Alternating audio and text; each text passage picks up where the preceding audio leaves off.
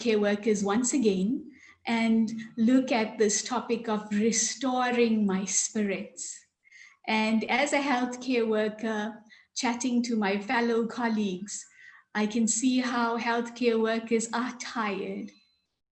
And there's a feeling that this is the time to restore my spirits once again, to remember once again why I have come into the profession, and to explore and rekindle that spirit that seemed to have gotten lost in the rush of the pandemic. And I was just reflecting on my own journey with the pandemic. And really, all healthcare workers have so suddenly and unexpectedly been swallowed up by this pandemic. And I know I used to look at the cartoons of healthcare workers being classified as heroes, and some healthcare workers saying, I don't want to be a hero. I want you to cooperate so that we can win this battle.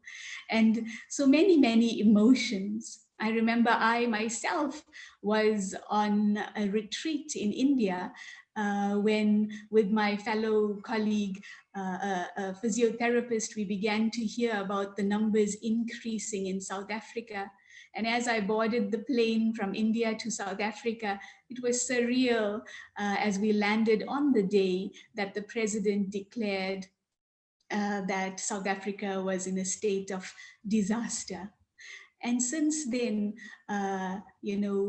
it has been a myriad of stressors that healthcare workers have been facing. I remember myself just trying to get up to date with the flood of new information, the stress and anxiety of PPEs, and still maintaining that patient contact with all this PPE that we had to wear, working at the front line with extremely ill patients, which most of you may have had to, and experiencing unexpected sudden deaths, trying to protect your family. I remember a colleague had put up a picture of her crying daughter as she separated from her daughter to protect her daughter. And so many, many stressors: homeschooling, home cleaning, meeting the needs of a population ridden with fear, and the social ills of lockdown. So really, healthcare workers were tired, some needing counseling. Just this week, my colleague was sharing with me how, the burden of meeting so many exposed to the abuse at home had taken its toll on her, and she had needed to seek counseling as a medical doctor, the GP, so that it did not impact her family, because her spouse was sharing that what's happening to you, it's really affecting you and you need to seek help. And so she sought counseling, which supported her. And she really felt that more healthcare workers, more doctors needed to seek that support. And also we have lost our beloved friends and colleagues.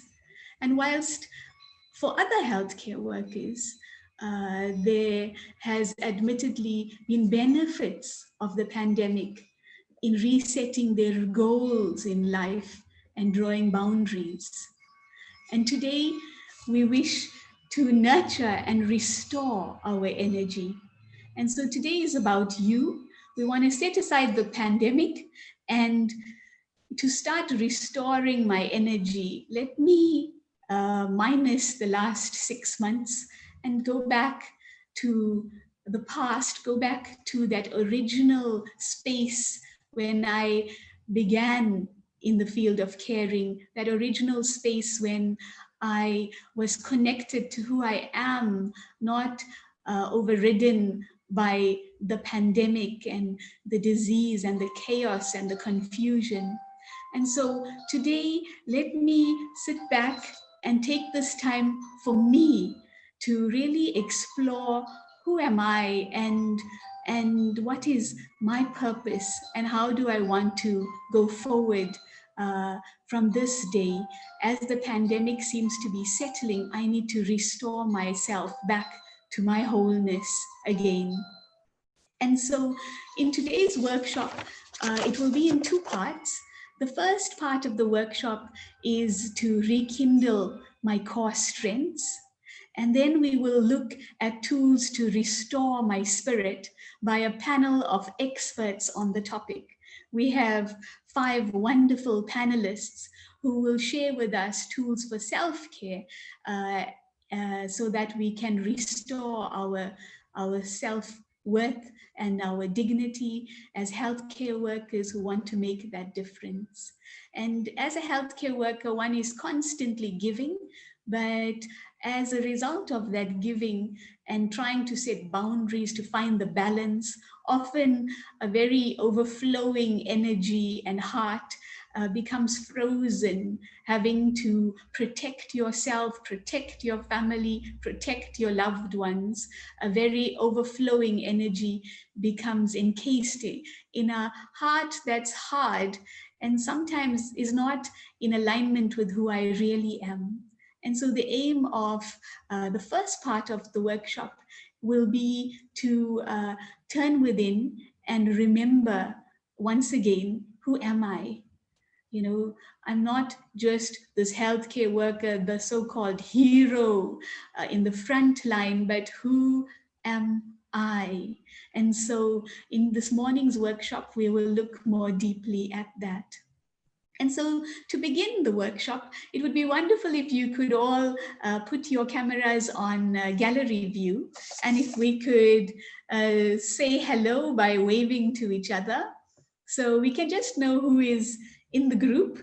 And not that we are talking to your laptop, but that you are actually connecting with live beings in the room. So it's wonderful. Some of you are waving. So great to see you. And I can see we have people from all across South Africa and one of our friends from the UK. That's wonderful. So welcome. And so that's great. And so now what I would like you to do before we continue is if you could type in the chat or even, unmute and open your video and share your intention or your aim for the next 2 hours so that we can make sure we do cover the aspects of the aim. So if you could unmute or share your video, or if you don't feel that you would want to do that, you can also type into the chat your aim or intention for today's session. So any thoughts?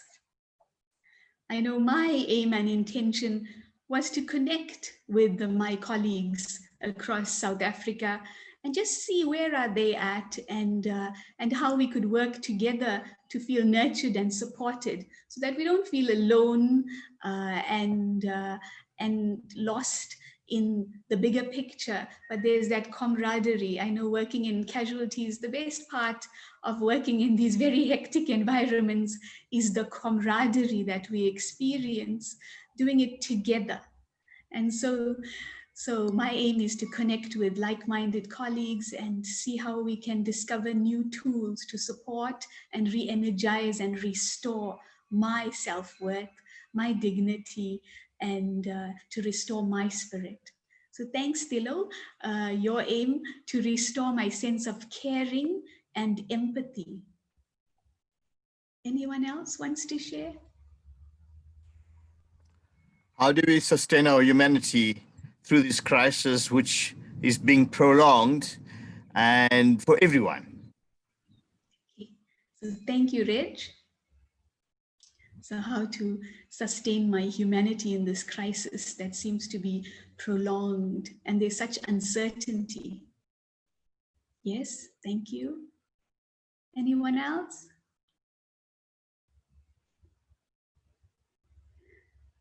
So, Katleo, my intention is to be empowered in my work of supporting healthcare workers as I am connected to the healthcare worker care network. So that's wonderful. So to be empowered in my work of supporting healthcare workers, because that's what she is primarily involved in, Healthcare Worker Care Network. So that's great. Any other thoughts?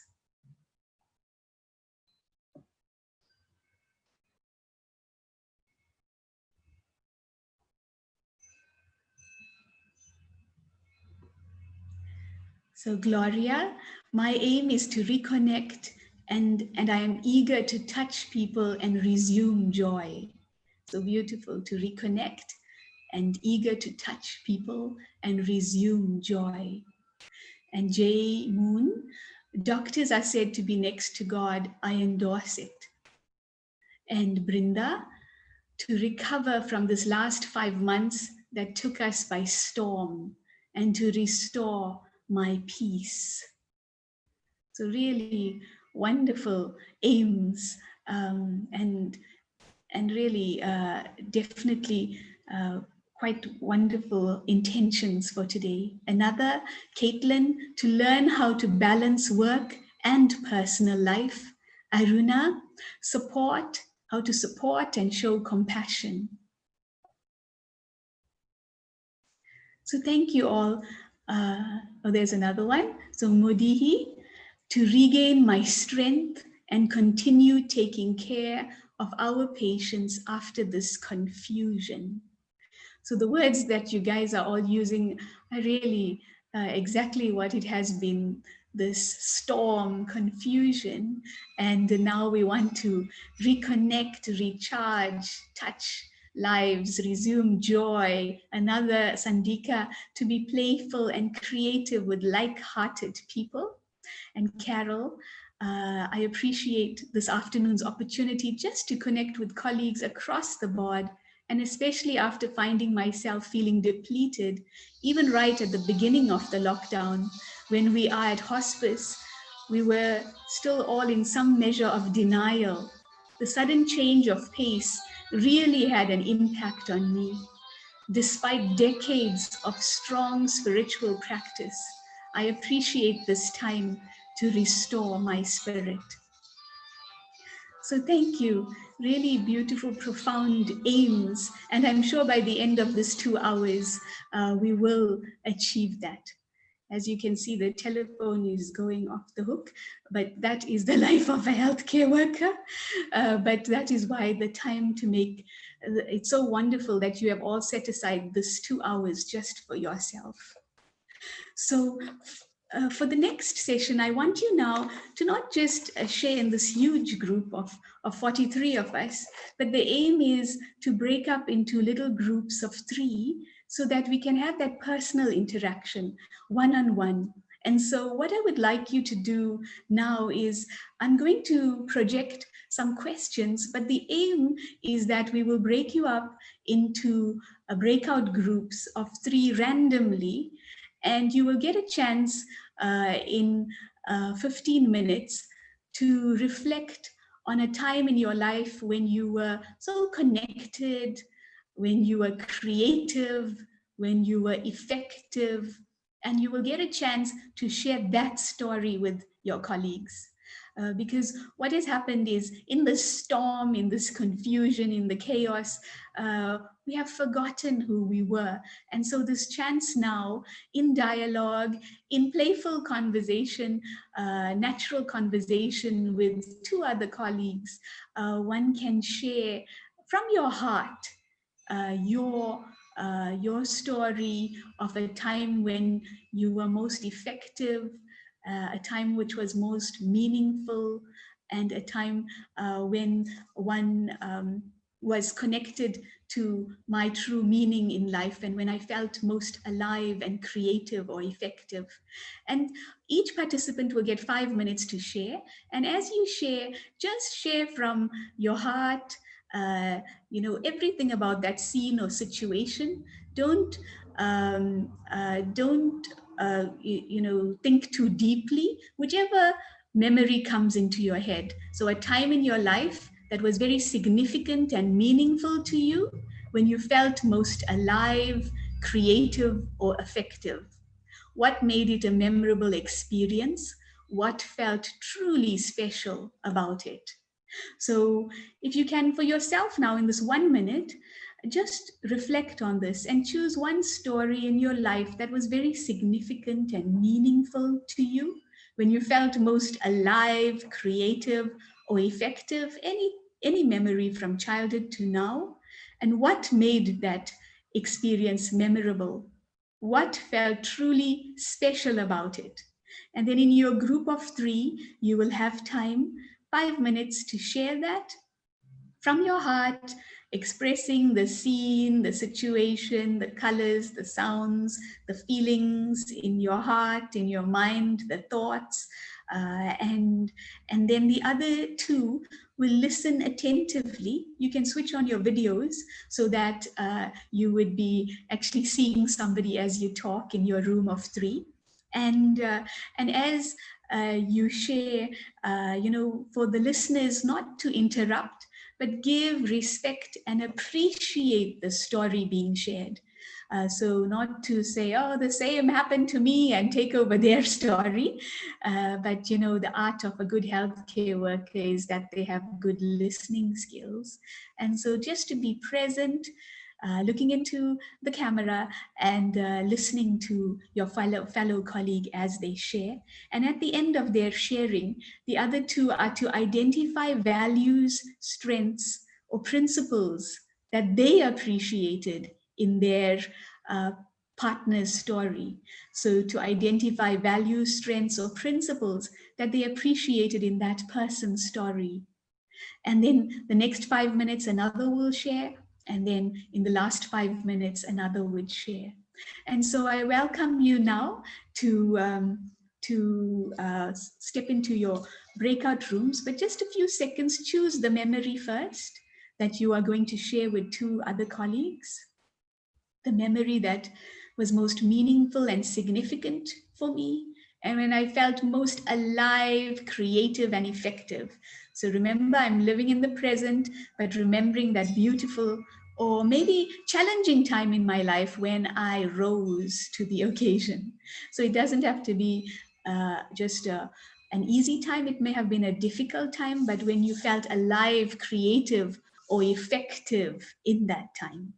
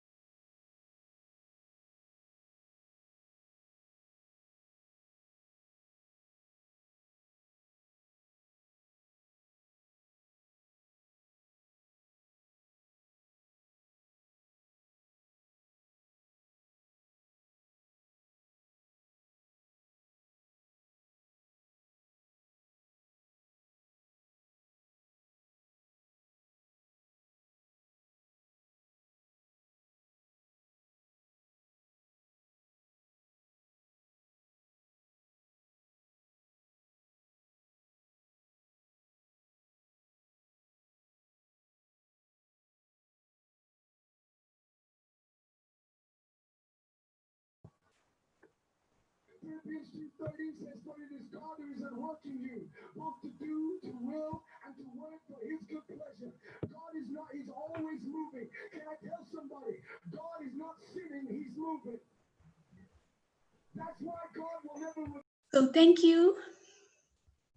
Thank you all.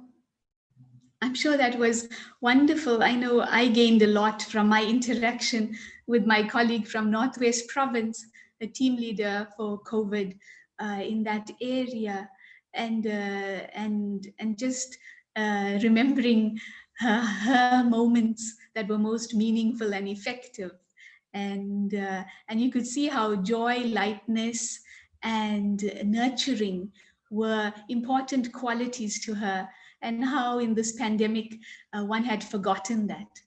So I hope you had meaningful conversations with your colleagues about this topic. So the aim was to remember and rekindle your core strengths, because as healthcare workers, with the confusion, the chaos, we've forgotten, we've doubted who we are. And you know, like in the sharing with my colleague, how sometimes in the crisis, energies are so high that there's so much expectation of you, and one can buckle under that energy. But to remember, who am I, and stay grounded in that, and to continue to trust and have faith in who I am, and bring that to the table, bring that to the present situation and circumstance. And so what I would like you to do now is to reflect on your personal strength, your personal values or principles that are important to you. So you enjoyed sharing that time in your life that was most meaningful, and when you were most effective and you were most alive, and you shared that with your partner. But now, can you, and your partner shared with you aspects of what they thought were your core strengths and values and principles. But on your own now, can you reflect on what do I feel is my strength? What values or principles are important to me? So I've shared my story, and in that story, I could see what was important to me, what were my values, what were my principles, what was my strengths. And then my two colleagues or my other colleague got to share with me what they thought were my strengths. But can I now reflect personally on what do I feel is my strength, and what values and principles are important to me? And if you could type it in the chat, if you don't want to unmute and share, verbally and on video. So if you can type it in the chat, or unmute, open your video and share with others.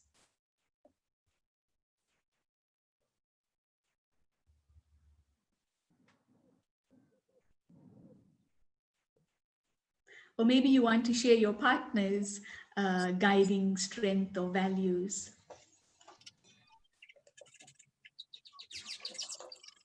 So anyone wants to share?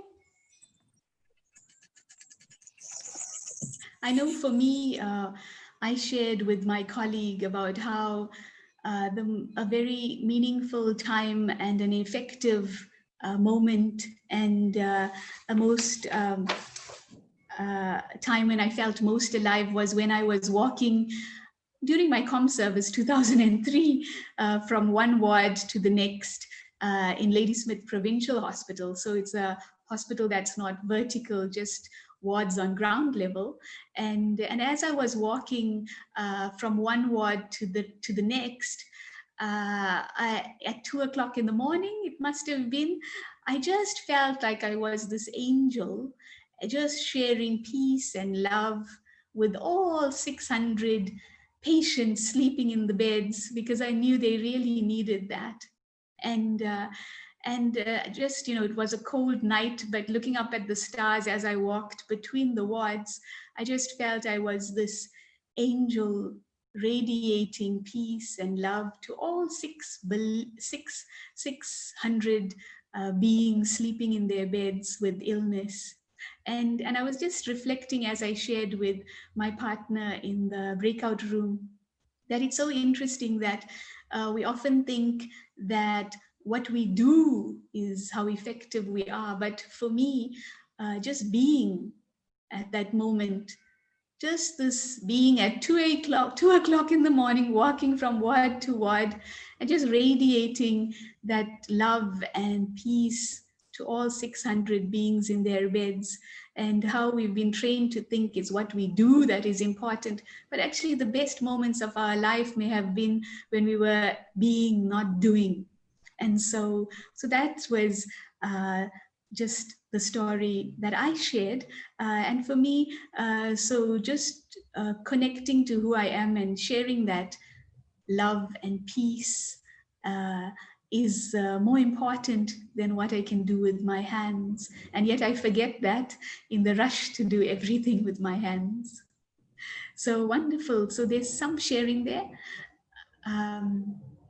So my strength is, okay, there's my strength is consistency in whatever I do. And the important value and principle for me is that I should always be an effort to help God's people. So wonderful. Consistency is her strength, and her effort is always to help God's people. And Brinda, that's a beautiful way to look at it, Raksha. We all have been there, but never saw it like that. And you're right. It was a great time of our lives. So wonderful. And then Modihi, spending time with my child, doing some sporting code, giving love to others, being at peace. So wonderful. Anyone else wants to unmute and share, or open your videos and share? Raksha, yes, I'd like to share. Yes, And Rich. I think, in my later part of my life, learning to meditation, having come to Brahma Kumaris as well, having studied yoga, and I have been able to now facilitate yoga, meditation, and also working with the mantras, and taking the mantras to the level where I feel I have the breakthrough with my negativity. Whenever I have a negativity, it's really to go to the 108 times of chanting and change that. And that is one of my strengths. And if that 108, I still find myself in some form of negativity, I move it to 1080, so 10 times that. And I really find a breakthrough when I do that chanting to that level itself. So I don't stop at 108 if I still feel that negativity is there in my life. And the very fact that some of my values is being able to listen to people and be focused when I'm listening to people, because right now, this is what I'm doing now in the lockdown period, where I am facilitating creative visualization for many people and going through all the difficulties they have in their life. So I feel tremendous happiness in that itself.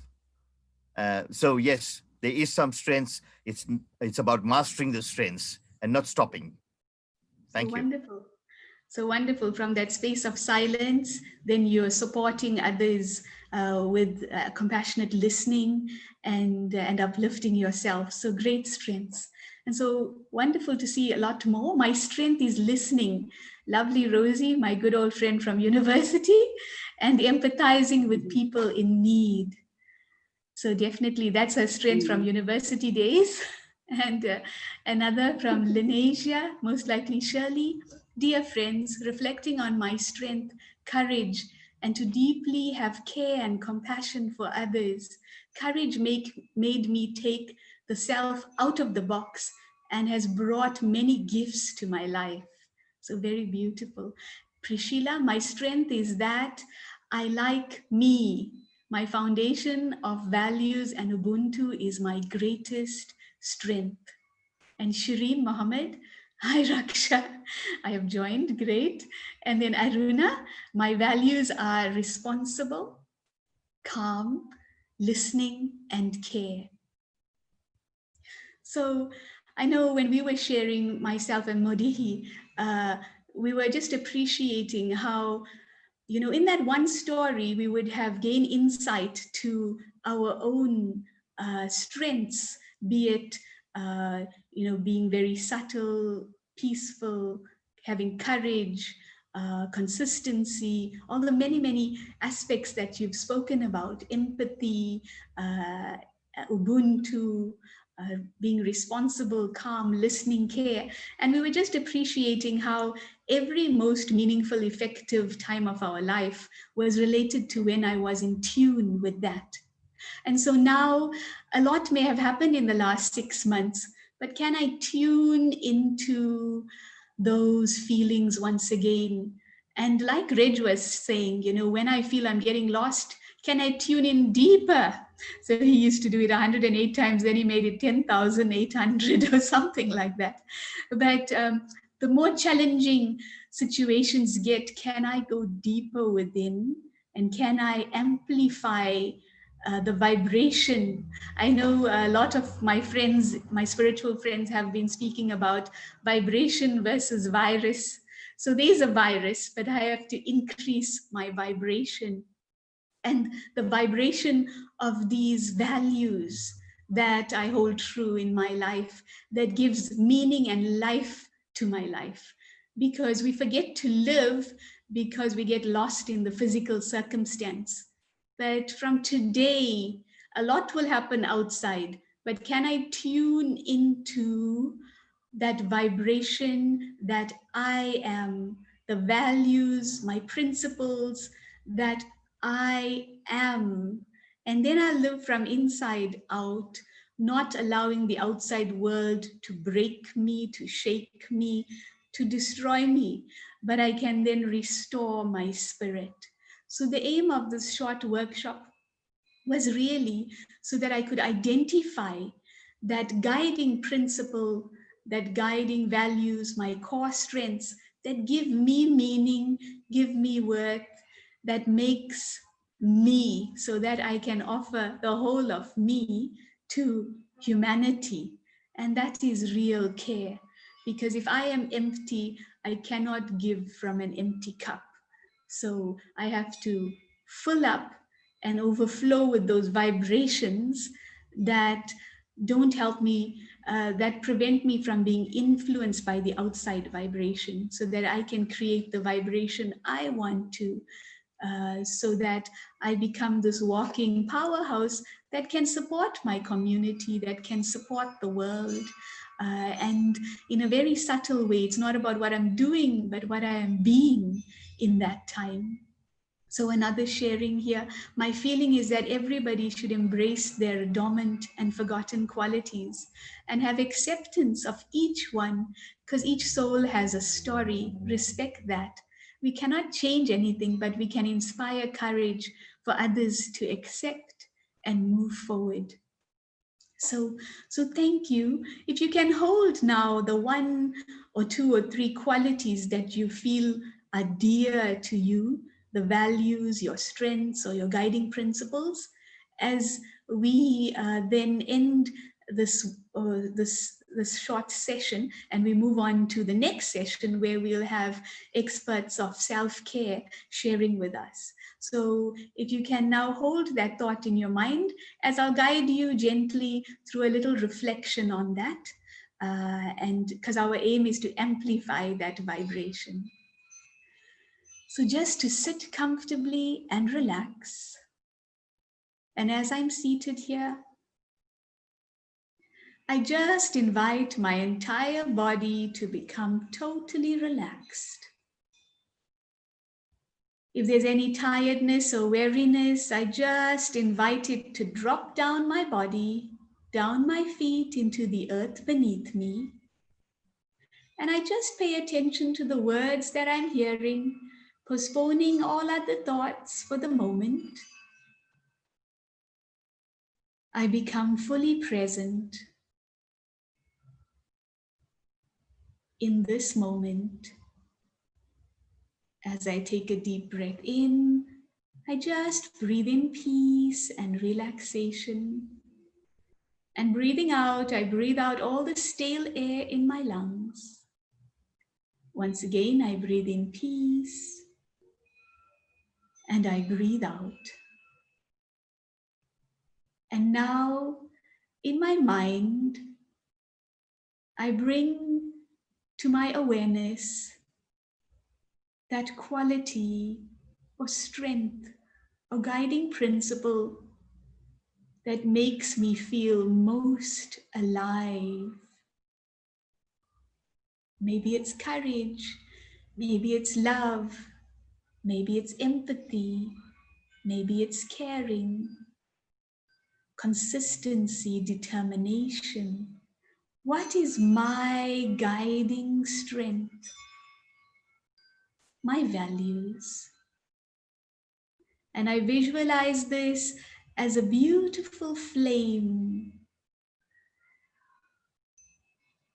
And that flame just glows, radiating such a light. And from this tiny flame, waves of this quality of value just fill my entire body.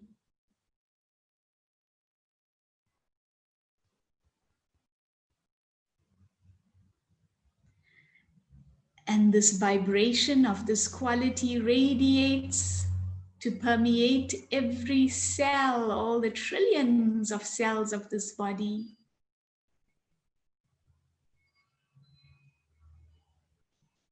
And out into this room,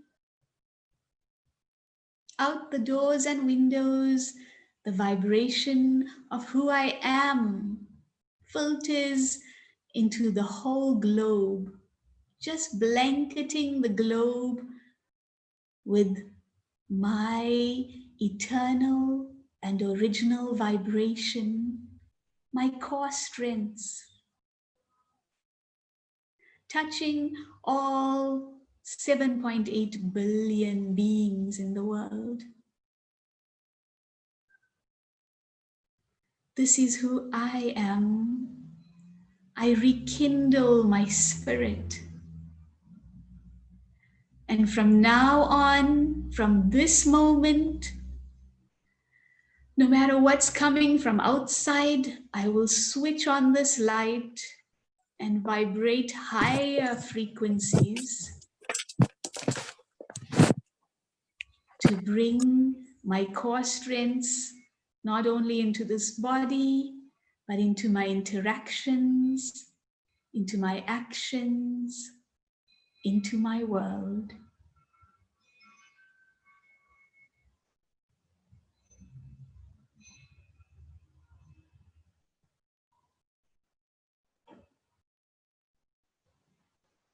And now gently, I bring my awareness back to this moment, just holding that feeling and continuing to radiate who I am to the world. This is the greatest care in an unlimited way.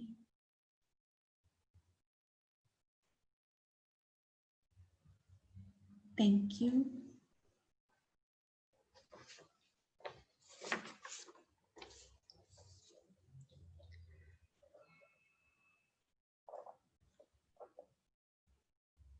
So thank you all.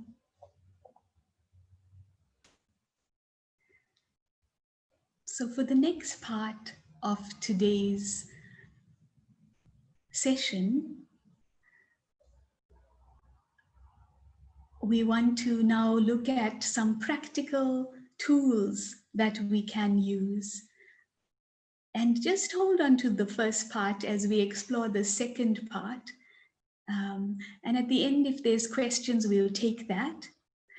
So for the next part of today's session, we have 5 wonderful guests who have come to join us, especially to share with us tools for self-care. from their personal life's experience as healthcare workers. So I would like to introduce you now to our first expert on self-care, and that is Miss Indrani Maiku. And Ms. Maiku has worked as a professional nurse in most provinces of South Africa and abroad. She has also worked as a nursing lecturer in KZN and in Mpumalanga, recently retired, and is currently a meditation teacher for the Brahma Kumaris in Nelspruit.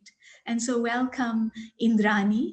And our next speaker will be Shireen Mohammed, and then Divendri Pillai, and Reverend Gloria Mokwatle, and Ashina Bhima. So we have a wonderful host and panel for you.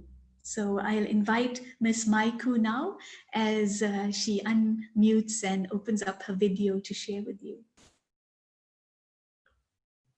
Thank you, Indrani.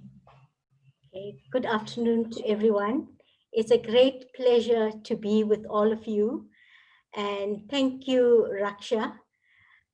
We've been working together for a long time with Raksha, and she really has a passion for healthcare.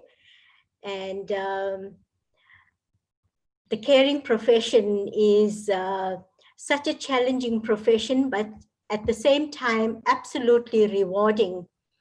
My experience in this field has started in a general hospital, where I really valued the aspect of calmness and being courageous.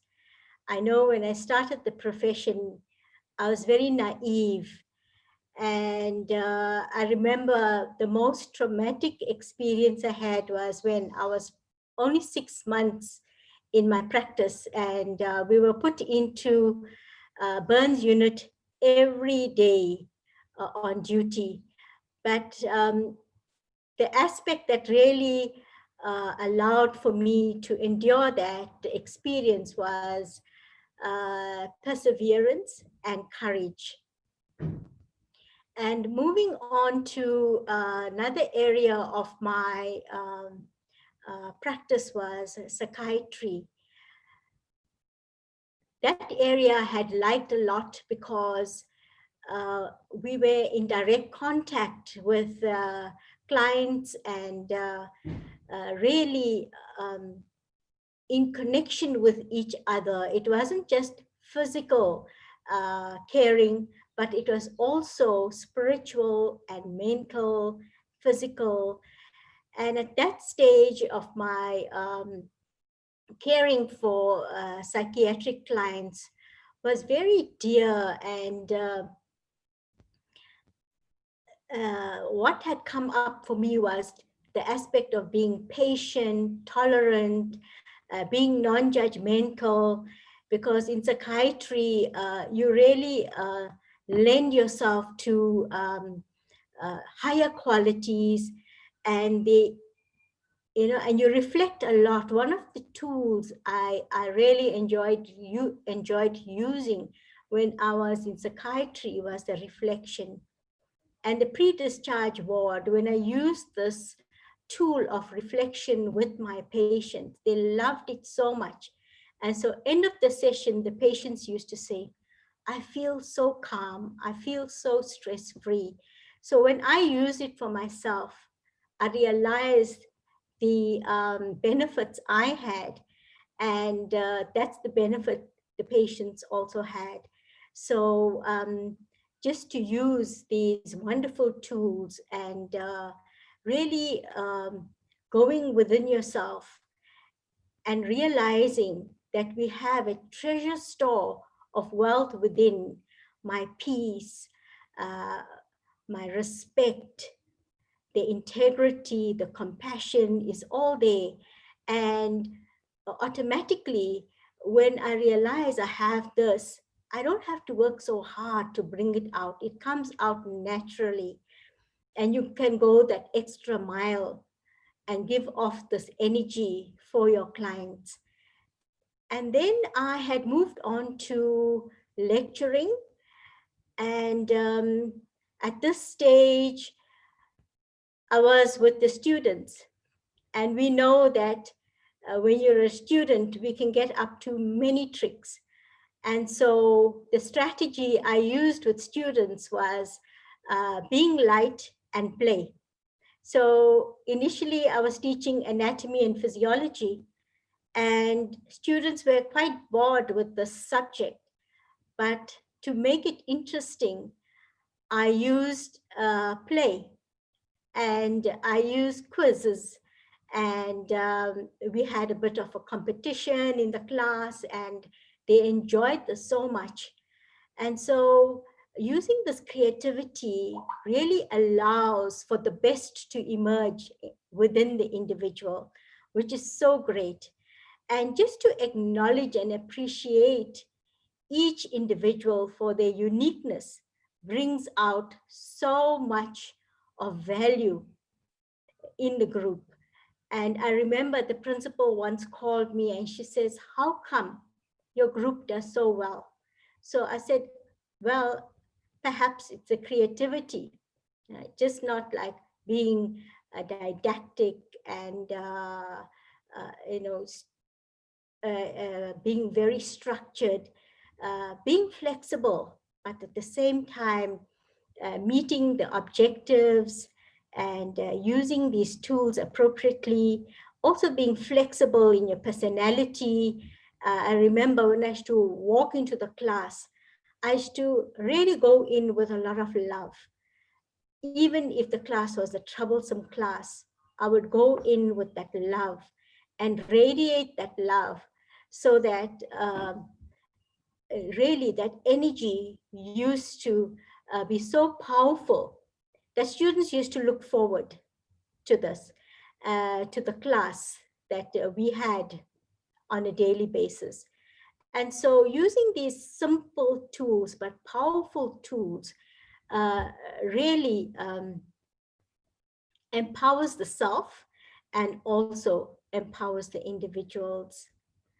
And just in summary, it's just the reflection that I have used, the calmness and the flexibility, using play, using creativity. Thank you so much. Thank you, Indrani. Those were wonderful tools. So I know they call it the reflective practitioner. So, so really such an essential tool, to reflect on my day before I go to bed as well. So I don't carry the burden of today into tomorrow. And that wonderful tool, I know somebody's intention was playfulness, and I know that's an ophthalmologist, so the aim is, to learn how to incorporate play and creativity into my life as a healthcare worker. Such an important tool. So thank you for sharing those valuable tools. And I loved how you said when you walked into the class, no matter what was the vibration, you chose to radiate that love. And to all your students, maybe 60, I don't know how many in your class, but more than that maybe. One big class was 258. Okay, sorry, 258, yes, of nursing students. And that was the largest class, yeah. Yeah, and so no matter what is happening and whatever challenges they may have, you took another energy to them. So thank you for that, very valuable tools. And thank you so much. And now I'd like to invite Shireen Mohammed. And Shireen is a psychologist with a PhD in child and adolescent psychology. She has been practicing for 24 years in both public and the private sector.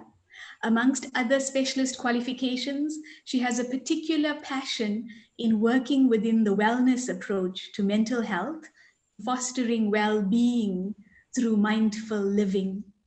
And I would invite you also, if any of you have questions for our participants, for our experts, after this session, I will ask your questions to them. So you're most welcome in the chat to post your questions so that I can propose them to the guests. So welcome, Shireen, and we look forward to your sharing as well. Thank you for the invitation, Raksha, to share this lovely platform. So, like I said to you, mine's going to be a lot of practical, some practical demonstration. So, can we start screen sharing? Then I can put up my slides. Okay, here we go. Shireen, I've made you co-host, so you should be able to. Right, and I've got it. Can you see the slides? Yes. Right, so I will, right, here we go. I know that I only have 8 minutes, Raksha, so I'm going to say as much as I can and share as quickly as I can what I would like to. So like Raksha has indicated, I've done a lot of work during this time around looking at practical tools to deal with the issues that we are dealing during COVID. So just basically, you know, the pandemic is still around. We might be in level 1, but we're still experiencing a lot of the feelings and the uncertainty that we have been experiencing throughout this time. And a lot has changed. And for me, the most important thing is that a lot feels out of control. And the writing in the red indicates that for each one of these experiences we are having, we have the possibility to provide some sort of, some sort of skill to deal with it. So, you know, for example, the world has been reshaped. I mean, I think we all experiencing that, whether we healthcare workers or we working in other areas. And it is so important to understand that always out of adversity, there is growth. And we can achieve this growth through a lot of the practices. And I've heard a lot of what Raksha has said and our previous speaker, Indrani. And those are, for me, important ways of dealing with the situations that we are faced with. So the important feelings are the uncertainty, the fear, the anger, the isolation that are paramount. And mindfulness practices, reflective practices like those that have been shared with, are ways that we can develop control and deal with the difficulties that we might encounter.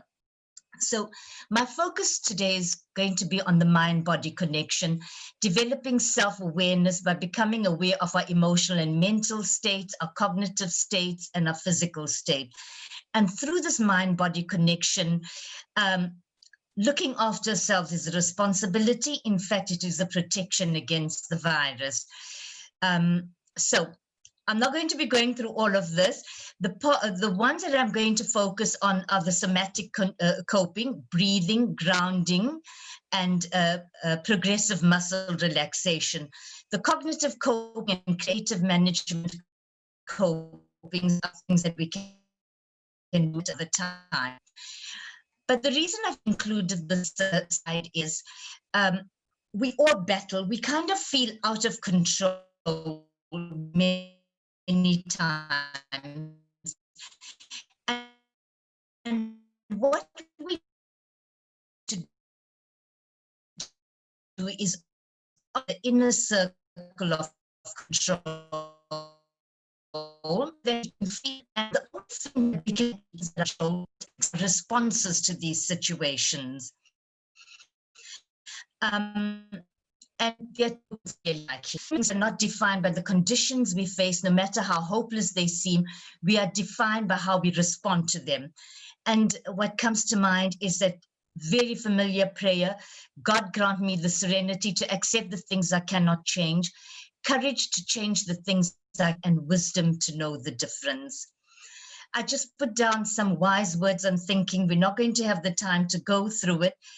But what I want to demonstrate through these words is how powerful our thoughts are. If we think something is bad, then we're going to respond in that way. But if we change our thoughts, we can change our experiences. And to look at this quotation, change your thoughts and you change the world. Okay, so the whole idea is to focus on our thoughts, because our thoughts create feelings, our feelings create behavior. And it's important to know that our goal is not to get rid of all our negative thoughts and feelings. The goal is to change how we respond to them. So let's move to the physical well-being. I'm not going to look at the other areas now. During discussion time, perhaps I could refer to some of them. So for me, the important thing is that you understand the biological process of stress. And our bodies work on the, operate on our autonomic nervous system controls many organs in our body. And most of us are in the sympathetic nervous system operation, where we feel out of control. The flight and fight response kicks in because of the anxiety and the uncertainty we might be experiencing during this time. So our job is to experience a parasympathetic nervous system. Both these systems work in tandem. Our sympathetic nervous system increases our heart rate, and I've just got a very simple one here to show you what happens. We are operating in this system most of the time. To do is engage the sympathetic nervous system. So when we are in the sympathetic nervous system, we feel dizzy, breathe quickly, our tummies experience butterflies in our tummies, our muscles our muscles tighten in our body. And this is what creates a sense of uneasiness. And to engage the system, the parasympathetic nervous system, the rest and digest system, is where mindfulness practices come in. And this is what I hope to share with you very quickly in this time. So when we engage the parasympathetic nervous system, our heartbeat slowed down, our breath is full and slow. Every organ, you will notice, is engaged. We conserve our energy, we breathe more effectively. So sympathetic nervous systems, I've just discussed briefly through that diagram, include the headaches, but I want to look at the psychological systems of poor sleep, symptoms of irritability, anxiety, poor sleep, concentration, distress, numbness, and low mood. So what do we do? There are many health behaviors, and Raksha did a beautiful visualization. Exercise has been found to work extremely well. Walking is excellent, grounding exercises. And right now, as you listen to me, I would love for you to touch the ground with your feet and feel the earth beneath you. Yoga, progressive muscle relaxation, humor, laughter, diet, you are what you eat, and sleep is exceptionally important. So mindfulness is basically noticing what is happening right now in the present moment. This is our judgment on yourself or the world. Notice what is happening around you. It helps you to calm down because you're slowing down, and Raksha demonstrated that beautifully. So it improves our emotional and physical well-being. There are many ways to practice mindfulness. Breathing is a great starting point for any mindfulness activity. And I want to take you through 2 breathing exercises. So there are many types of mindfulness practices, and we're not going to get through all of them. But breath, body meditation, body scan. Body scan simply means becoming in touch with every part of your body. Body sensations is feeling the breath.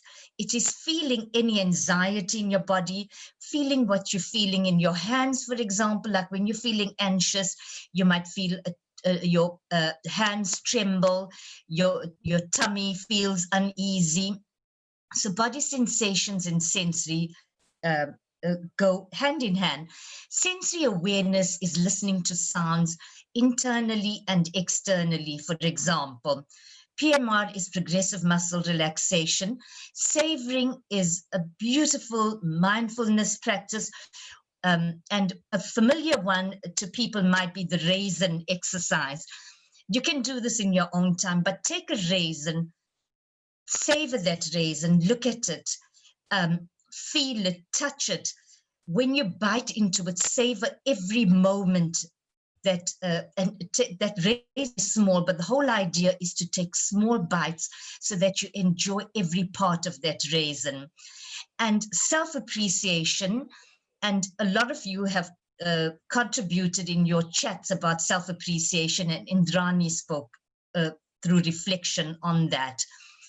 So breathing, breath is life, and if you breathe well, you will live long on earth, an ancient Sanskrit proverb.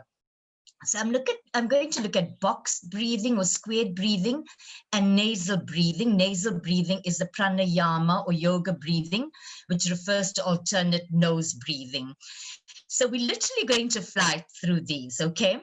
So what you do with pranayama is, if you look at that slide in front of you, you are going to work with your right hand, where you extend your thumb, you fold two of your fingers, the middle fingers, and you're going to leave your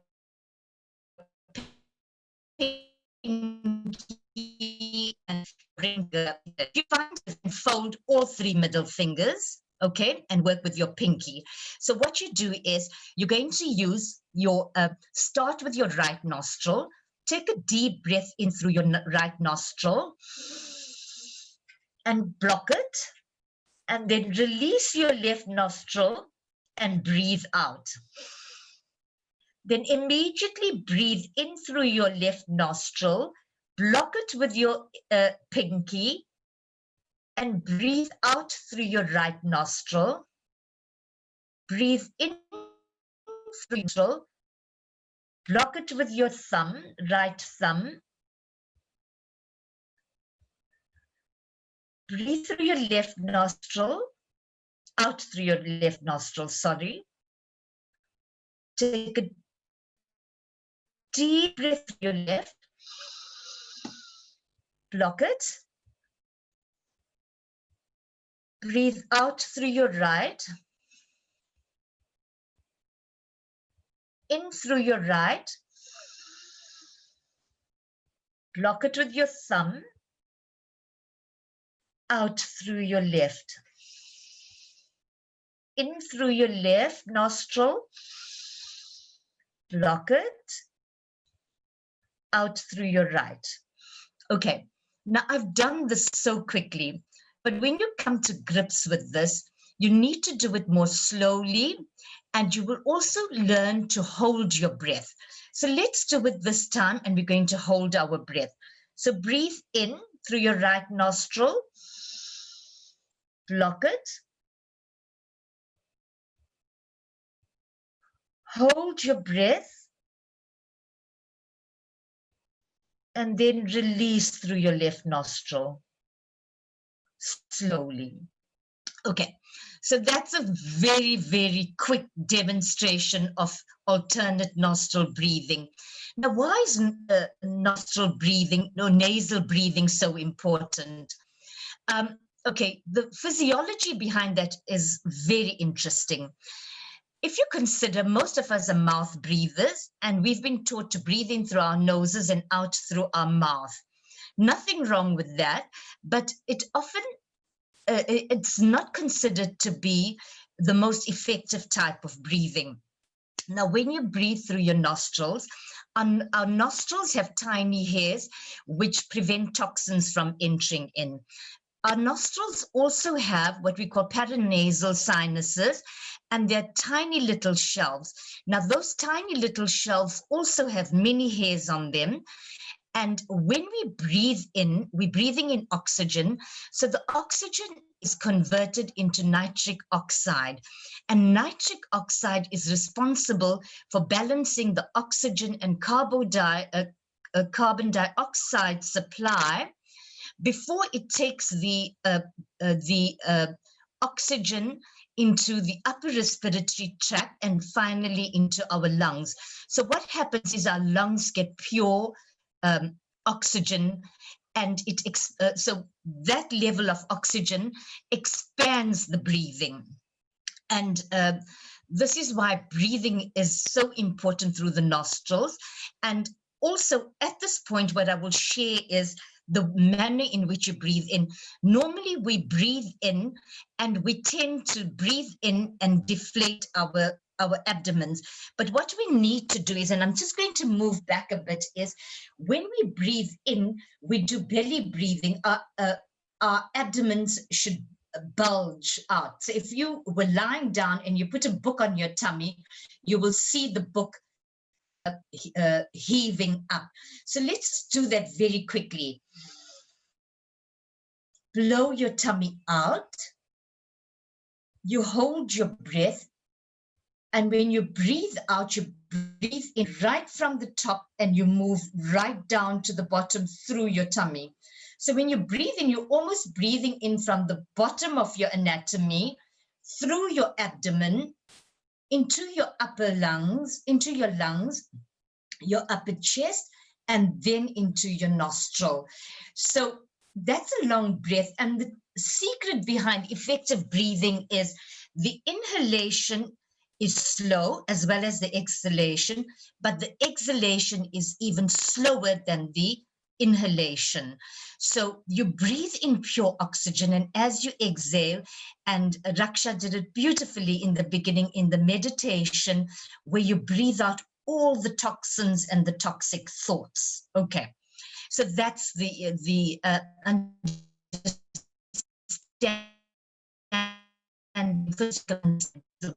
so why am I doing this? Because this is one of the quickest ways to breathe in. We all live busy lives, and we're not going to have time to do 30-minute meditations in the middle of the day, but you're running around in a hospital ward or whatever space that you're working in. And this is something that is possible. And I'm going to take you through this one. And it's a wonderful breathing. You call it box breathing, you call it all sorts of names, but I like box breathing. And I like that it is simple.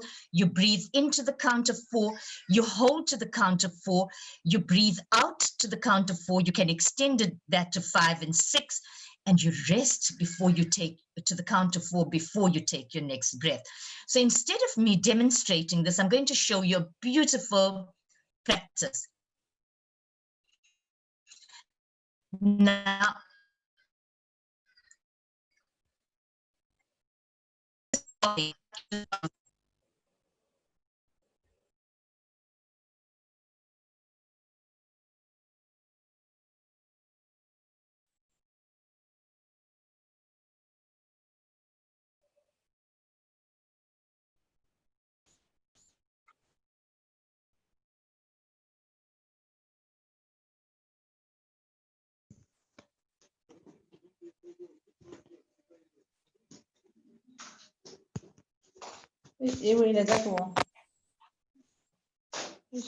okay, I know my time is up. Raksha?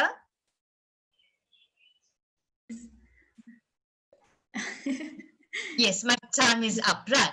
So I've just basically left you with 2 breathing techniques. I'm not going to do the rest. There's lovely stuff on other mindful techniques like progressive muscle relax given the time, or perhaps at another time we look at other techniques. And connective techniques. So I just want to thank you and apologize for stepping over my time, Raksha. Thank you, Shireen. That was beautiful, and lots of wonderful techniques. I'm sure we will make another time when you can share over a prolonged period. But excellent tools shared there, and with some insight into the medical background as well. Can you hear me? Yes, yes.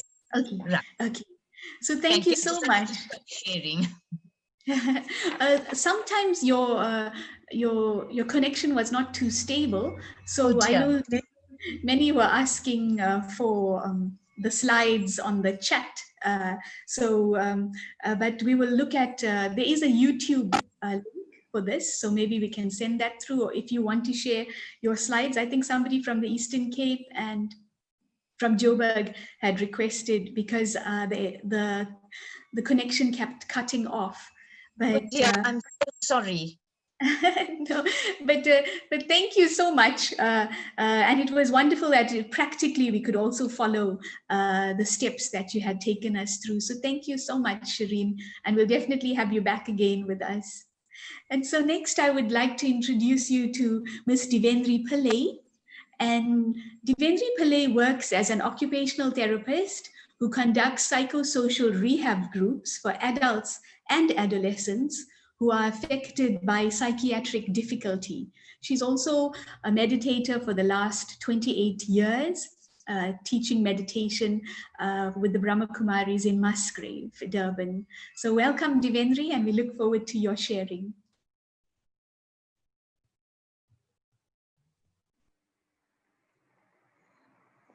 Good afternoon, everyone. Can you hear me? Yes, you're clear. Thank you. Yes, Okay. very well, thank you. That's great. Thank you. So thank you very much for the opportunity to share. And there's so many different tools and techniques for empowerment, specifically in the field of healthcare work. So when I gave it thought, I wanted to actually share with all of you, I think, something that has been the most significant support for me on a personal level, and something that changed my experience of healthcare from being extremely rewarding and very stressful to being extremely rewarding and not much stress. And I will admit, and I was saying this to Raksha, the environment that I work in, which is private healthcare, is definitely not got the challenges like in public healthcare or with NGOs. And so I acknowledge that, because obviously the facilities are better. But I think when it comes to the actual process of care, if you want to call it that, and the nature of conditions and how conditions affect human lives, that surpasses the boundaries of adequate facilities to a certain extent.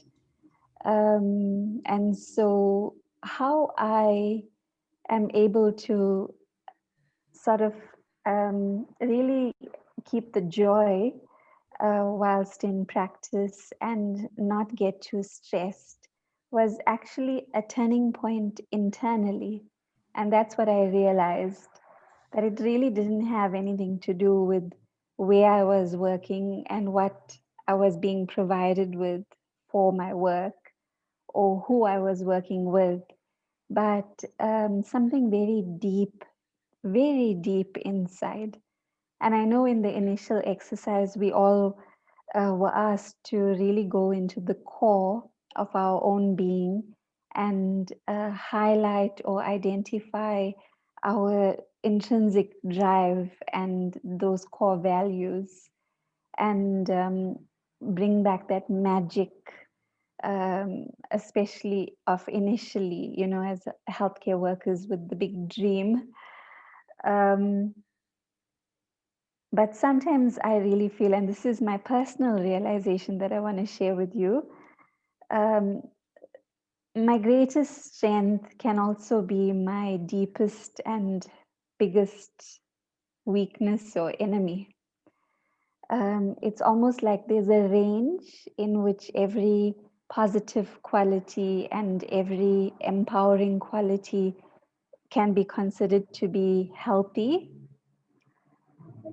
Below that range is obviously a lack, and it could come out as neglect or a lack of responsibility towards a patient or a client. But beyond that range, which is what I think is the case for most healthcare workers, is the point of really being unhealthy, where if something that's really lovely inside is in excess and imbalanced, then it actually is toxic. And I want to, I might be sounding quite bold in what I'm saying, but I want to just share screen with you. I've never shared screen before, so I'm experimenting with you, and let's hope it works. To just show you a little bit of visuals to demonstrate or illustrate, should I say, what I'm trying to get at. So,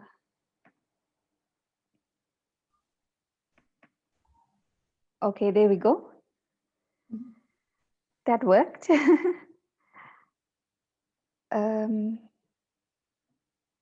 Actually not.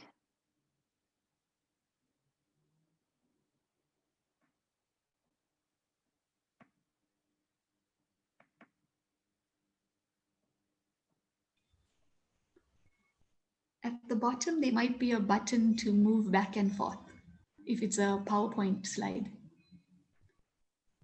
Okay. What are you seeing now? Empowerment triangle. No, that's the last one. So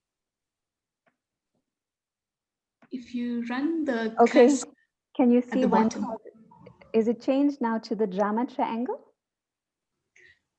no, it's still on the empowerment triangle. Okay. So let me try again. Okay.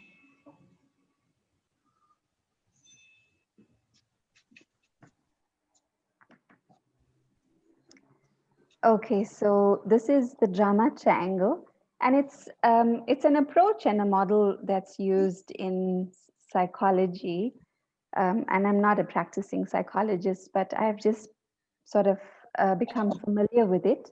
What's wrong? You to go outside. Hello. So I think somebody might need to mute. So this is the drama triangle, and usually the drama triangle is used to describe a transaction between three parties where somebody is a victim and in some way being dominated, abused, or suppressed by a perpetrator or a persecutor, and a rescuer comes in an attempt to save the victim and to, in a sense, stand up to the perpetrator on behalf of the victim. And I want to just sort of employ this framework, or whatever you want to call it, and apply it to the healthcare situation where we would consider the disease or the disability to, in a sense, be like a perpetrator, something that has affected the client or the patient, who in this sense is sort of like the victim. And then there's the healthcare worker, who obviously on a professional level is trained to assist, definitely has the knowledge, skill, tools, and ability to assist the patient and to try to eradicate or to somehow minimize the effect of the disease, or to rehabilitate when it comes to a disability. But within this triangle, it's important to note that it's not just, and nothing is ever just a clinical setup. There's also personal dynamics, and that's what I want to highlight. There's personal dynamics on all three sides. Well, with the disease or the disability, that's in a sense non-human. So we don't need to discuss it too much today, but if we were talking about a perpetrator of abuse, then we could go into more detail, but that's not what we're referring to. But when we come to the victim, when it comes to a patient, yes, they obviously are vulnerable. They don't have the professional expertise, and they don't have the knowledge and the means by which to help themselves. And that's the reason why they come into a healthcare setting. But to a certain extent, when it comes to, if we look at the broad range of healthcare, in certain contexts, there is a certain level of responsibility of the patient. And more than the responsibility of the patient, I think I want to especially focus on the healthcare worker and the whole awareness, attitude, and vision of the healthcare worker towards the patient, even if the patient or the client is really, really suffering. We do have a gift, you know, of healing in whichever form, whether it's medicine, whether it's nursing, whether it's therapy, to offer to that person. And that is definitely in many ways going to alleviate the burden. But the thing about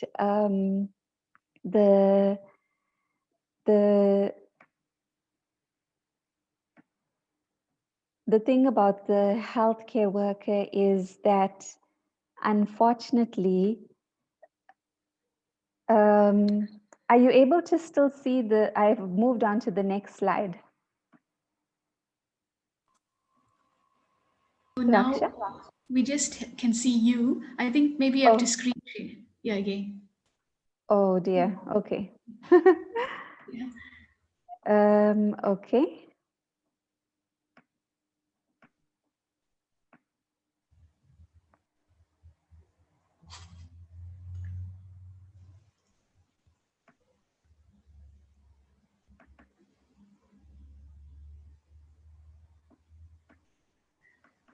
Right. Yes, that's great. Okay. So Yes. I want to actually just go a little bit more into detail into understanding the heart of the rescuer. And that's the term from the drama triangle, but we know it's in reference to us as healthcare workers. It is definitely love, and I put in a big smiley face there, but there's also a but, dot, dot, dot. There's a huge difference between sympathy and empathy. And when it comes to being a rescuer, there might be, and I referred to this earlier about something in excess, you know, compassion in excess. There's an urgent need internally to save people from inevitable suffering. And so then that takes a knock on an emotional level. And one tends to, or there's a possibility of diving in to offer help, and a feeling of guilt if one does not rescue, and one takes on the burden of responsibility which should be shared. And in that process of saving people, especially with loaded emotions, unfortunately, it prevents the growth process and could possibly foster dependency. And all of the aforementioned is very consuming in terms of time and energy and focus. And so I am preoccupied with the problems of others and the suffering of others. I should have a concern, it's a valid concern, it's my duty, but past a certain range, which is what I consider to be healthy, when it's in excess, then it's actually unhealthy or toxic. And so there's not much space left to solve my own problems. And possibly all of this excess is an avoidance of my own problems. That's what I definitely realized for myself, which was the turning point. And it could be acting out a desire to be rescued because maybe there's perpetrators and challenges and difficulties in my life. And I have unresolved issues where those things were actually not sorted out. So in helping others and rescuing, saving others, I'm acting out the desire to be rescued myself. And in this way, I don't have to face my own perpetrator. I'm actually standing up to someone else's perpetrator. So there's not so much of a personal involvement, and then it obviously is easier. And I mean, whatever I'm sharing here is quite brutally honest.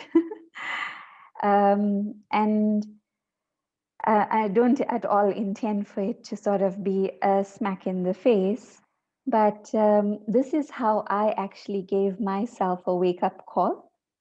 And the wake-up call has to come when there's personal suffering, which I definitely experienced in my journey of 20 years as a healthcare worker, where, sometimes there's like so much of giving and sacrificing, and what you get back is the opposite. And it's sometimes confusing, it's sometimes very disheartening, until I actually realized that it was a call for me to clean out a lot of residue that was sitting on the inside. And so, going back to the title, Understanding the Heart of the Rescuer, it is love. But in describing the profile of the rescuer, we can see that it's very much an act of sympathy, which is referred to as attachment. And attachment is quite different from love. So to go on to the healthy range of care and compassion, which is not sympathy, but empathy. We can feel compassion because of the suffering of others, and understand that the challenge that the client or the patient is going through may just be the opportunity to facilitate permanent growth and change in them, which is actually beneficial. We can offer professional support as well as human encouragement, because we do have hearts and we do care, whilst the other is on their journey of healing and also assuming some level of responsibility. And that's the big key. We can be available, but not to the point of self-sacrifice. And that means that we need to prioritize adequate time and space. Maybe not excessive time and space, but adequate time and space for inner healing and empowerment of the self. And this allows us to grow and mature into a very competent and compassionate carer, because we've conquered our own personal battles successfully. And that nourishes us on the internal level and allows us to actually be much better instruments of healing for others.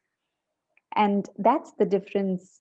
This is pure love, and the other was to some degree tainted by attachment.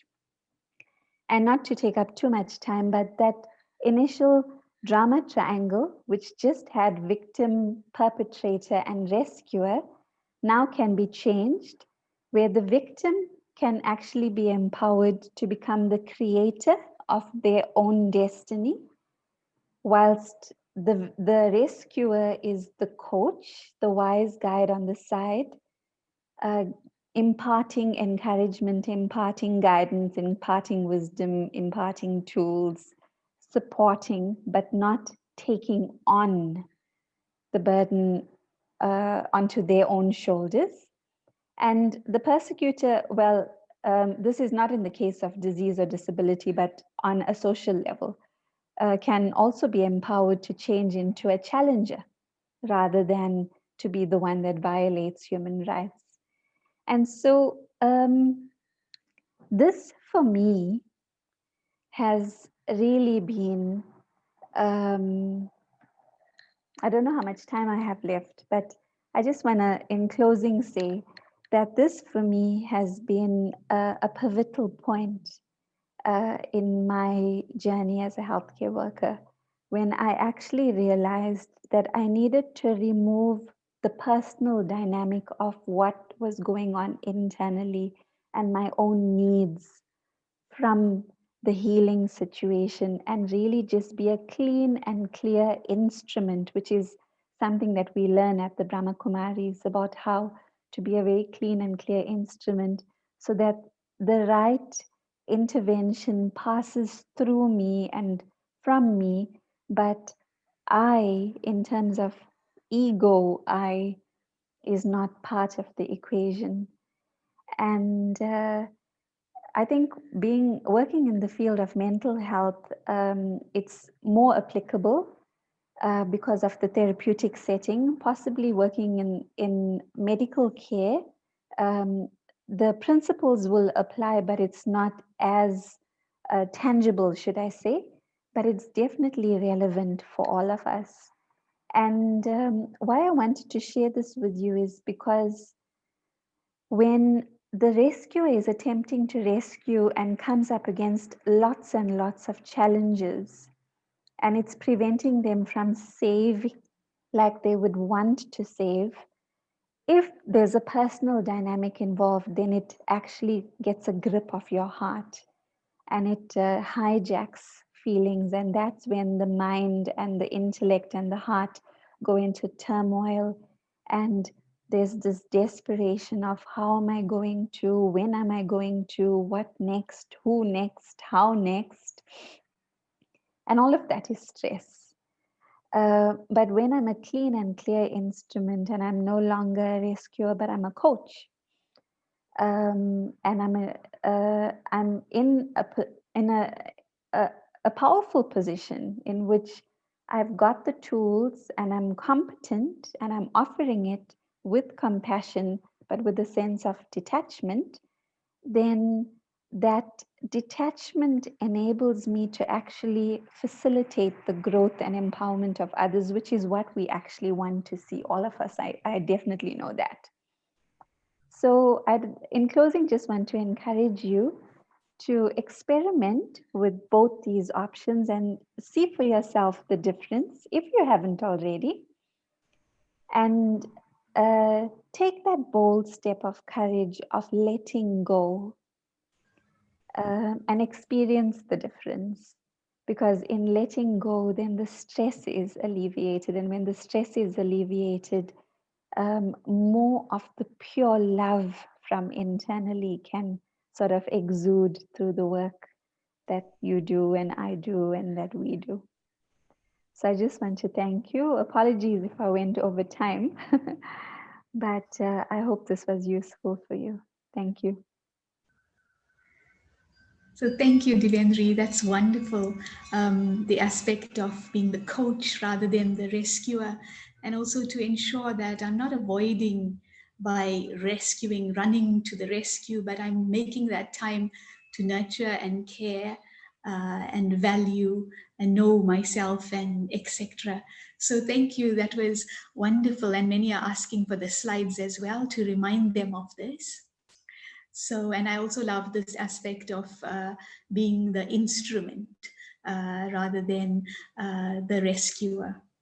So next we would like to invite Gloria, and Reverend Gloria Mokwatle is a priest in the Anglican Communion in the Diocese of Johannesburg. She's a retired nurse working as a spiritual counselor under the Gauteng Center of Excellence for Palliative Care based at Helen Joseph Hospital. And I know that Reverend Gloria has been at the heart of the pandemic as well at Helen Joseph Hospital. So welcome, Gloria, and thank you for joining us.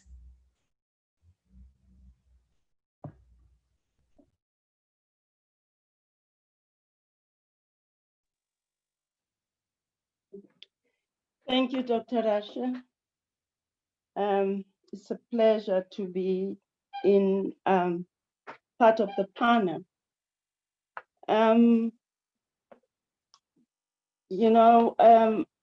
The pandemic, I'll start there, that the pandemic, for me, it rekindled some things that I thought, or most of us took for granted when they advised that in the morning, go out and breathe in deeply, do those breathing exercise. So for me, I know I'm one of the people who took it for granted that, well, I'm breathing. And the real breathing is to have those exercises. Now, I was sharing with my partner here that when I was training, being a young person training in nursing, I was attracted to mental illness. You know, we used to then, in the hospital I was training in, we used to have people as far as, it was the Limpopo now. and I seemed to have an affinity to them, and they were attracted to me, but I didn't know what attracts them. But what I know is they wouldn't allow anybody to talk to them or give them medication, in so much that when I was not on duty, the staff used to have so many problems. So when I finished, I went into I went into a place for cerebral palsied children, where I learned so much. The internal teaching there, I learned so much. I learned one of the best thing I learned is love. You know, I grew up experiencing love in my family, and we had this love and could pass it on to our peers when we grew up, but I never thought it was that deep. So going into working in the cerebral palsy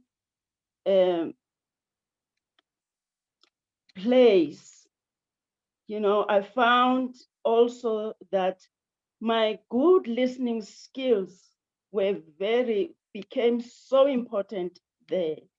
And we were looking after children whom we thought, they don't have anything. It's just the children because they were challenged. So I discovered then that they have so much keen ears for music, and they were good listeners, because whatever you said, in their own way, they would react and show that either they don't understand or they do understand.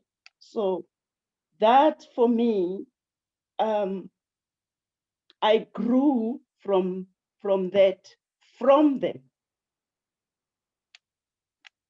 So with the training that I had of inner healing and spiritual and emotional things, I became very patient. That has always been my strongest tool, of being patient.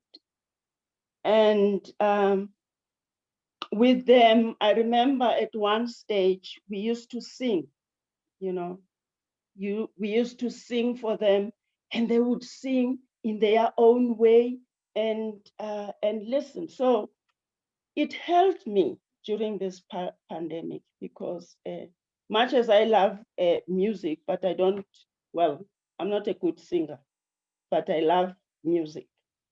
So I could share, I could relate to them that way. So this time, when the pandemic began, firstly, my first reaction was noticing the quiet. It was so quiet outside, so quiet. I mean, you could hear a pin falling, the way it was quiet. That's what we normally say in the house. So it was so quiet. There was the air was clean, no pollution, no noise from the cars, from the taxis. I stay near a main road, nothing. And wow, that silence, everything of me erupted the very same day of lockdown. That's where I realized all the tools that I grew up, some of them I had forgotten, some of them, like caring. Yes, I'm caring because I'm a nurse anyway, and I'm a priest. So those come automatically, but deep down the core, so many things, so many tools came up, the love, the passion, the purpose, the joy, sensitivity, respecting the other people, you know, and as I say, my thoughts changed. I realized that I'm not doing this because there is nothing else to do or because I'm used to. This time it had greater meaning. And, you know, I realized also that there is a great toxicity of neglecting your tools or ignoring them. You become stale, you become stagnant, and caring for people, you don't have to be that. My vulnerability was kindled. So many things just came out, and accepting and allowing my vulnerability helped quite a lot, because now I could empathize, and the passion, I could be passionate. So the challenges that I met mostly was that people were not allowed into the hospital because of the COVID-19. Yes, they were high risk, but they didn't understand. So most of the work I was doing, I was working from home. I've been working from home. Most of the work that I was doing was teaching, you know, making them aware of what is happening and trying to meet with them where they are. I found that to be above them or below them wouldn't work. So I with the good listening skills that I have, I had to listen what they were saying and try to meet with them where they are. And most of them, you know, they eventually accepted what was not acceptable before, and they tried to communicate. They communicated with me, so I was liaising between them and the doctors, and liaising and sending some of them, and our doctors were quite amazed that I reached so many people. Well, I was working from home, and I had to. So being a person who meditates quite a lot and having those quiet moments, I think also that has helped. And another tool, just letting go. It's difficult to let go when things are not going your way, but just letting go helped quite a lot. And well, I was affected for this because I had children who did get COVID, and were, you know, I was in contact with them with this technology. I don't know technology. I'm very bad in technology, but COVID has, yeah, I can Zoom today. So my thoughts changed, and I have the utmost respect for the people we serve and their attitude. Some of them had very good attitude in their dilemma. So some of the tools I gathered now, but most of the tools I did have, I didn't realize some of them. I didn't realize, but COVID has helped me in a way. Yes, we experience so many painful things, but it helped me quite a lot. And just letting go. Letting go for me is paramount, because if I don't let go, I'm going to have to carry everybody's, everyone's, you know, what do they call it now? Every other person's vulnerability and forget myself. So fortunately, I'm trained in inner healing. That is what helped me. That is what helped me to come back and go deeper. So for me, it is not difficult to go deeper. Whenever that time comes, I really do go deeper. That's one of the best tools I can say. Thank you. Thank you, Reverend Gloria. That was beautiful. You can really zoom now. So it's never too late to learn. And I loved how you shared about the benefits, how COVID has allowed you to become vulnerable, to empathize with your patients, and has allowed you to connect with that store of energy and values that you have within, and has allowed you to bring that out once again. And so we had come out of that rat race. With the silence of COVID came the power from within as well. So thank you so much for sharing that. I wish we could have full hours with all our guest speakers. Each one of them has been so valuable. So thank you for that. And our last guest speaker is Ms. Ashina Bhima. Ashina is a pharmacist with experience from state and private, and working in large teams providing healthcare in a busy state hospital during crisis. And so Ashina is also a long-term meditator, and I'd like to invite her to share her tools whilst working in crisis. Thank you. Thank you, Raksha. So I can see that we've gone over time, so I'll just share very briefly with you. And so thank you for allowing me this platform, and so lovely to be here with everybody. And I think as healthcare workers, we've chosen this field mainly because I think it's a calling or a desire that we've had to want to help and care for others. But we know that due to the challenges we face in healthcare over time, that initial zeal and enthusiasm eventually fades, and our calling or vocation becomes a drain.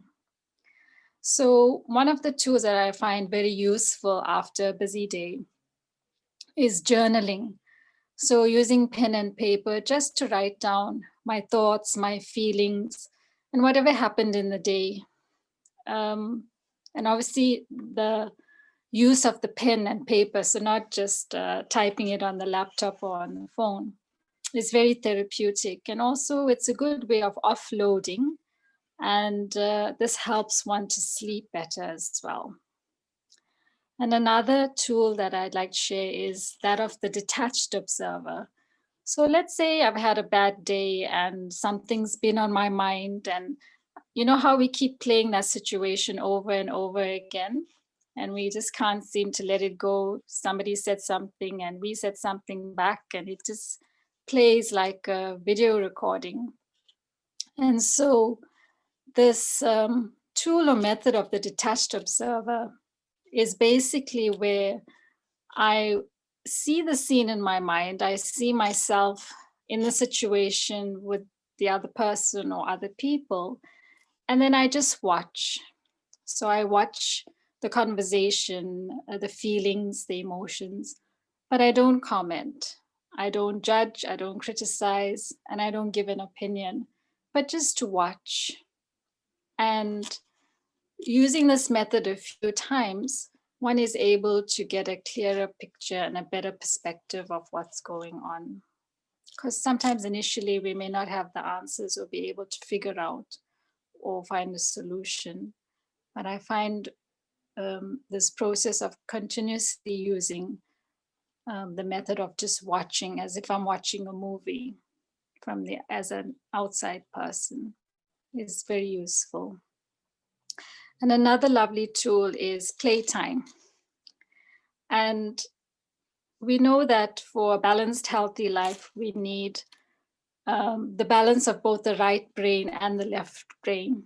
And the left brain is associated with logic, organizing, analysis, science, mathematics. That side of the brain, as healthcare workers, we're always using. And what happens is over time, we forget the right side. And the right side is involved with creativity, with art, music, meditation. And what scientists have found is that actually, if you activate the right side, that artistic side, it makes the left side more effective. So if I want to be more effective in my organizing, in logic and science, and as a healthcare worker, I need to make time for creativity and play, as some of the other panelists did mention.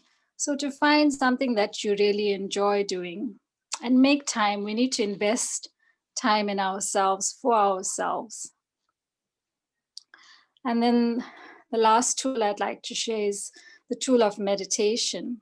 And here again, meditation also activates the right side of the brain. And so to make time for myself, 5 minutes in the morning, 5 to 10 minutes when I wake up and before I start my day. And the meditation taught by the Brahma Kumaris, so the Raj Yoga method of meditation, I find very useful. And this type of meditation allows one, or is the awareness of an understanding of the self as a being of energy, the soul. And so my core qualities are of peace, love, and joy. And so by tapping into this innate core qualities or potential and reminding myself that I am these beautiful qualities, then I allow it to emerge once again, and I allow it to fuel my activities, my interactions. But in addition to this activation and understanding of the self, another key element as taught in Raj Yoga by the Brahma Kumaris is the connection with the divine. So God, the supreme soul, the divine. And if you don't believe in God, that's okay. See it as energy or source of power, or the source of goodness. And so when we connect to this goodness, this eternal or unlimited powerhouse, then we can fill ourselves and allow for the innate potential that's within us to emerge once again. So I find this very empowering. So morning meditation and evening meditation using these tools. So that in a nutshell is my sharing, because I know we've gone over time. And thank you very much. Thank you so much, Ashina. That's wonderful. So the aspect of journaling, and also the aspect of observing before I'm reacting, and playfulness, so important, and also that attention to a self-time meditation early in the morning and at night, so that you don't carry the burden of today into tomorrow. So thank you for those valuable tools. And really, we've had such a rich discussion, and from the comments, you can all appreciate how everyone's really appreciated each speaker. And I think there's a need for much more. And we do hope to have regular sessions. So if you are interested, make sure you type in your email address in the chat. So we'll keep you updated if there's future sessions going forward, because there's an amazing well of individuals who have deep insights to share and support our journey and can grow together. So thank you all 5 amazing participants for all that you have shared. It has been deeply appreciated. And there was the aim to have a slot for questions and answers, but I can see that everyone has only commented and not asked any questions because they deeply understood what you have shared. But if there are any questions, do write it in the chat and I will email it to the participant that you want to address it to, and we can take that up further. But just to end the session, I would like to now project a slide so that you can, for yourself in half a minute, because of our time allocation, just reflect on personally. I've heard a lot from these 5 amazing speakers, but what do I personally and practically want to incorporate into my life from today onwards? So what self-care tools can I personally and practically incorporate into my life today? Whilst we have heard many beautiful sharings, I need to personalize this now. Going forward, I need to have an action plan so that I can bring some newness, like Reverend Gloria had mentioned. This pandemic has also been exceptional in that it has made me go deeper. So today, how do I want to go deeper? Devendri had also shared about how the challenge will help one go deeper to emerge, with a new way of operating. So what self-care tools can I personally and practically incorporate into my life from today onwards?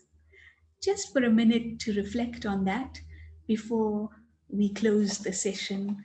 So at least you've chosen something to go forward with.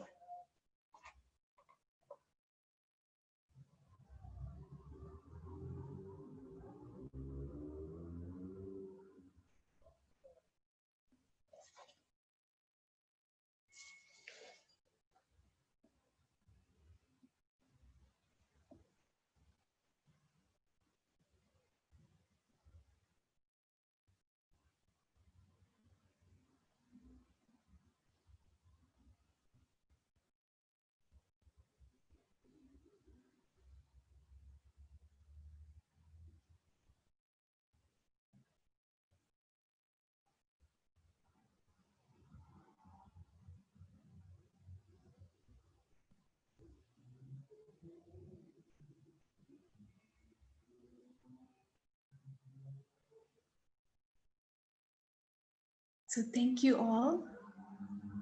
I know many are asking for the slides, so I'll also connect to get those slides for you so that we can share them with you. And just to close today's session, I would like to invite Ashina to guide us through a meditation.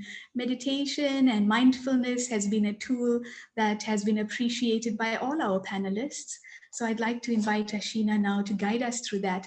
But I would like to thank the Brahma Kumaris and Values in Healthcare Association of South Africa, 2 NGOs that are committed to the well-being of humanity, and Values in Healthcare Association, an organization committed to supporting healthcare workers. And so thanks to both these organizations, and do put your email address on the chat and we'll keep you up to date. And we can see there is a need, so there might be a follow-up next month. And we will see how the world continues and whether Zoom continues to be the medium through which we meet. So I'd like to invite Ashina now to guide us through a reflection meditation as we close today's session. And thank you all for joining us. and adding to the energy. Each workshop is very dependent on the individuals that join, because we are a learning community and we learn from each other. And today we also had the privilege of learning from our 5 amazing speakers that joined us. And I can see that you all want more of them. So we will aim to have more of them in future sessions. So thank you. And Ashina will guide us now into a reflection meditation. And have a wonderful weekend.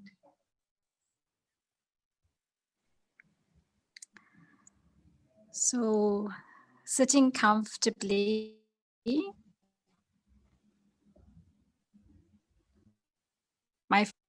my back straight, my hands on my lap, and my breathing slows down.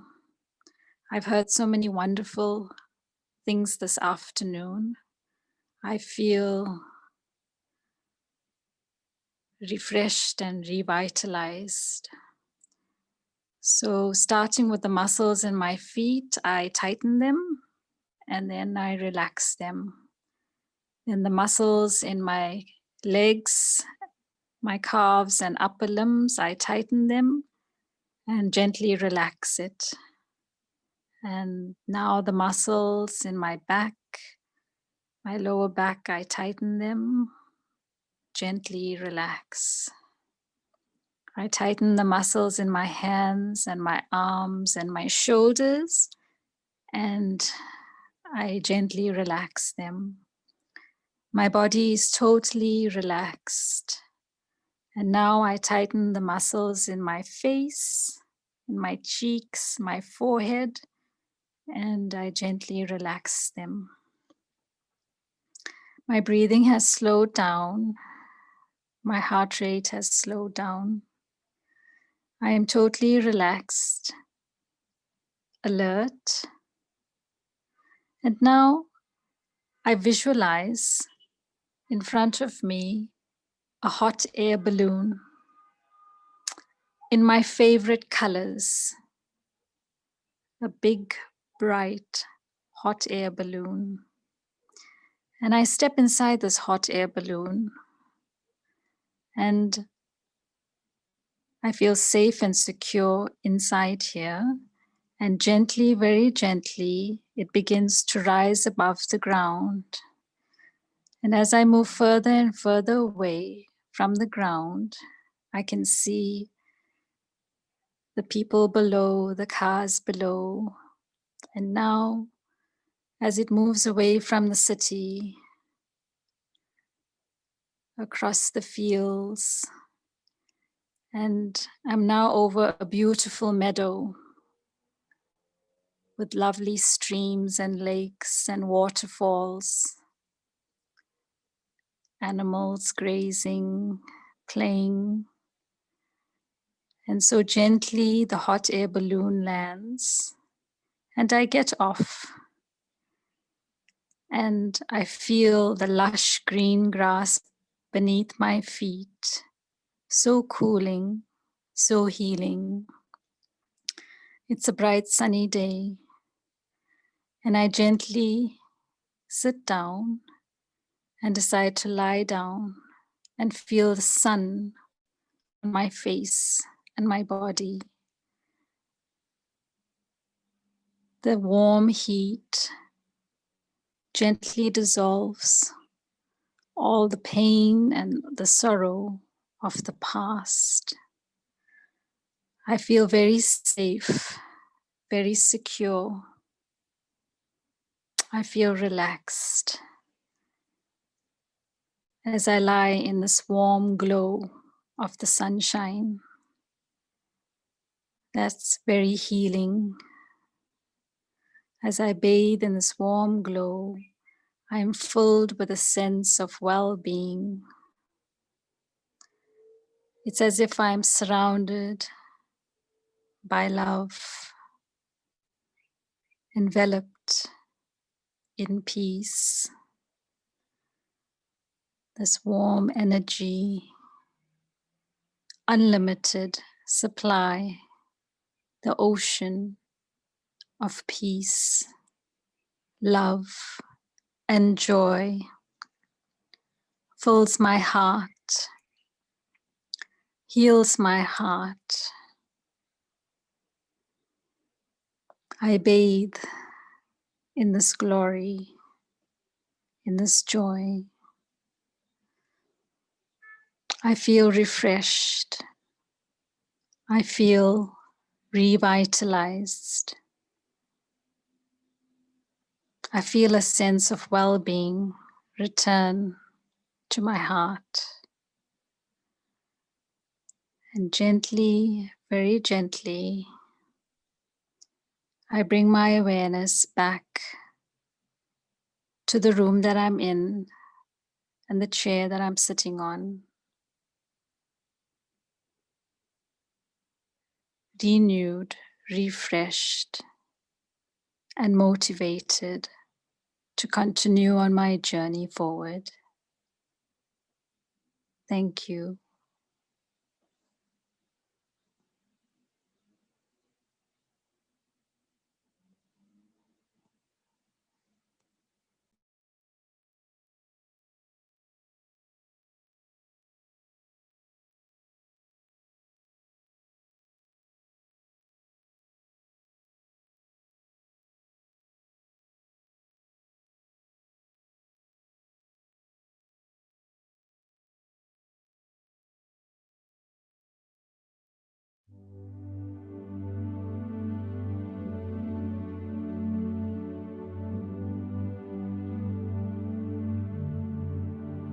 It's through your wounds that the light gets in.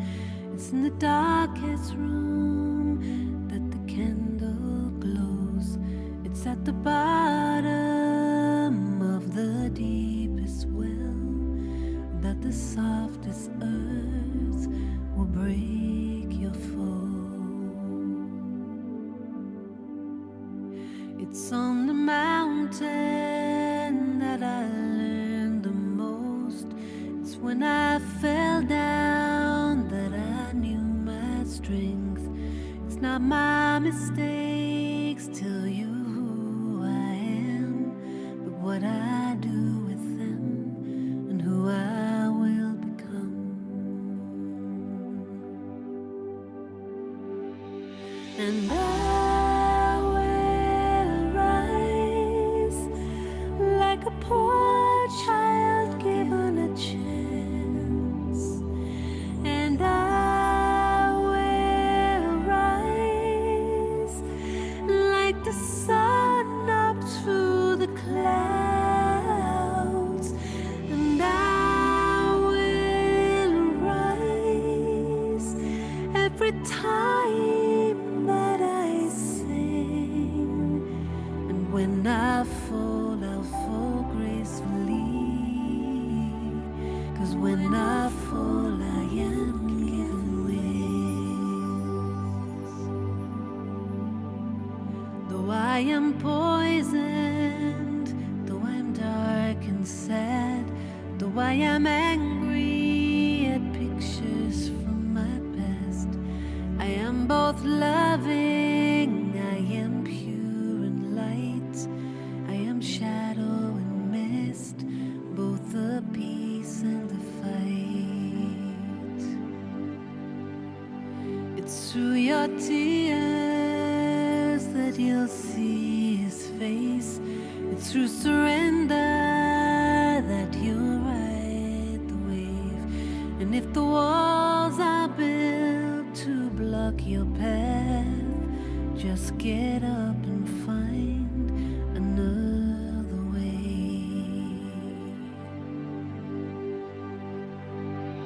And I will rise like a poor child given a chance, and I will rise like the sun up through the clouds,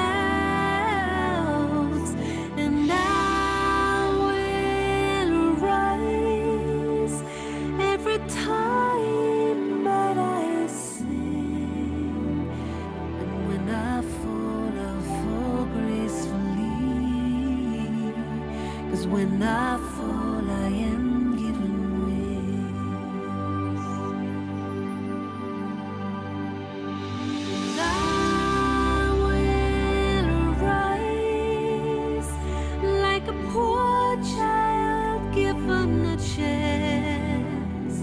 And I will rise like the sun up through the clouds.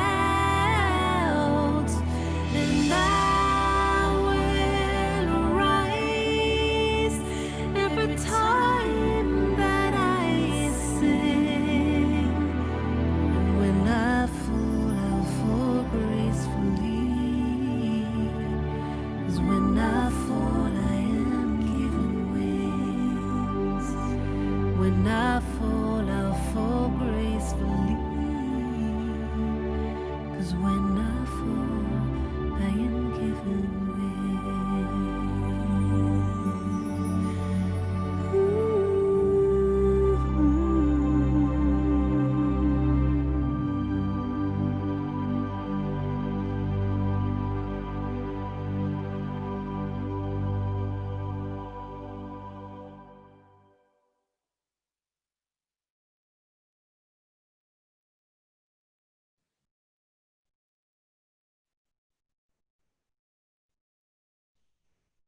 So thank you and good evening. And we will update you with ongoing workshops. And thank you, Nita, for hosting us so beautifully and perfectly.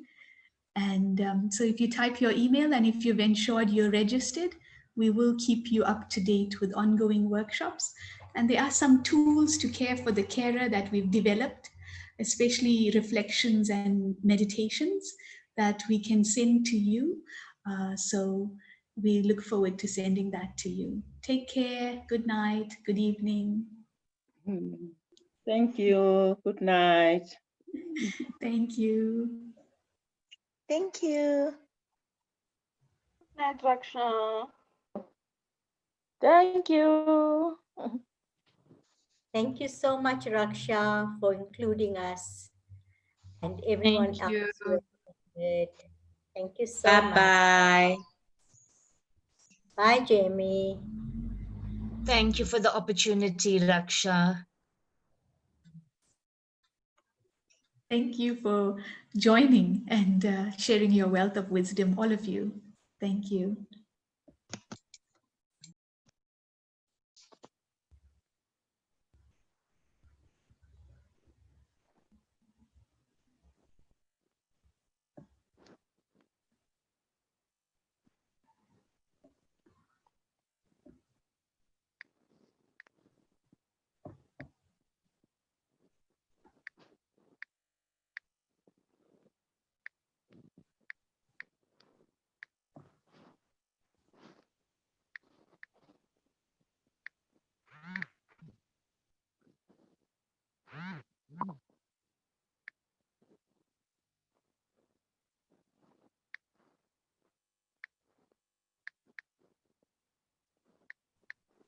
Thank you, Nita. Bye. Bye.